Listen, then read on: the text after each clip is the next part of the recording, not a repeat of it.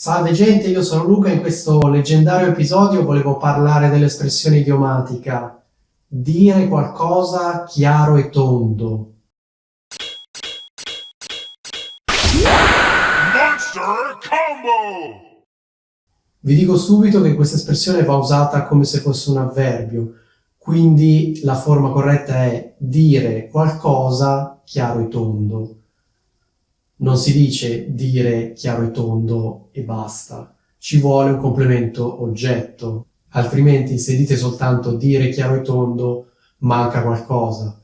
Bisogna dire qualcosa chiaro e tondo, dire le cose chiaro e tondo, dire questa cosa chiaro e tondo.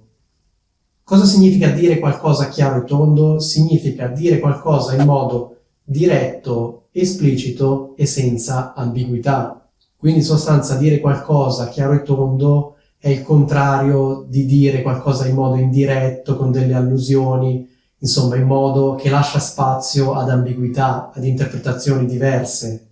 Dire le cose chiaro e tondo è il contrario di questo e significa dire le cose in modo esplicito, in modo che sia possibile soltanto un'interpretazione. Di solito l'espressione chiaro e tondo si riferisce anche al fatto che noi diciamo le cose in modo diretto senza preoccuparci più di tanto dell'offendere o meno l'altra persona. Lo sapete anche voi che in certi casi magari per evitare di offendere l'altra persona uno cerca di far capire le cose, cioè di fare delle allusioni o comunque di far capire le cose in modo indiretto, senza dirle in modo diretto.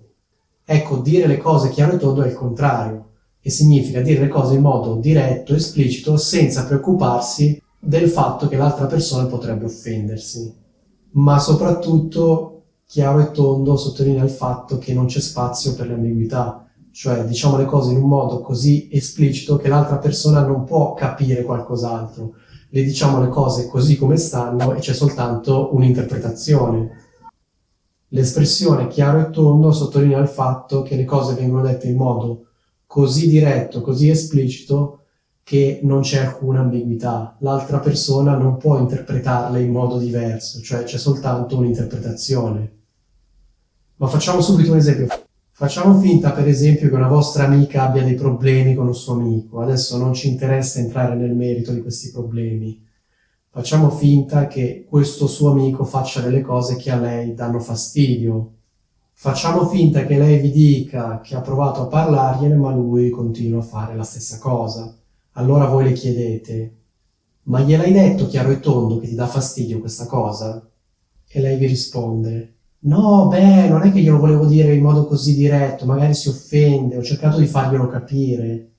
Ecco, cosa significa gliel'hai detto chiaro e tondo? Gliel'hai detto in modo esplicito, cioè in modo diretto e senza ambiguità, senza girarci intorno e senza cercare di farlo capire in modo indiretto. In questo esempio, la vostra amica in realtà è proprio questo che ha fatto, cioè ha cercato di farglielo capire, facendo magari delle allusioni, dicendo le cose in modo indiretto, sperando che il suo amico capisse, ma non gliel'ha detto chiaro e tondo, cioè non gliel'ha detto in modo esplicito e diretto. Oppure facciamo finta che voi abbiate un problema con un vostro amico e facciamo finta che una vostra amica vi dica secondo me glielo devi dire chiaro e tondo. Che significa? Secondo me devi parlare con lui di questa cosa e gli devi dire in modo esplicito, diretto e senza ambiguità quello che pensi. Ecco, questo è quanto. Spero che l'espressione chiaro e tondo sia chiara. Questa è una di quelle espressioni idiomatiche che in realtà non è chiaro perché si dica proprio così, però si dice così, cioè chiaro e tondo. Di solito gli stranieri che studiano l'italiano non usano queste espressioni che sono tipicamente da madrelingua, però se iniziate ad usarle potete soltanto guadagnarci. Ecco, un altro esempio di queste espressioni potrebbe essere per filo e per segno. Ecco, l'espressione per filo e per segno io la inserirei nella stessa categoria, cioè categoria di espressioni idiomatiche che sono molto eleganti e che spesso gli stranieri non usano. Qualche tempo fa avevo fatto un video su per filo e per segno. Ecco, se vi interessa magari provate ad andare a vedervi questo video così vedete anche com'ero da giovane. Spero che sia tutto chiaro. Detto ciò, vi saluto.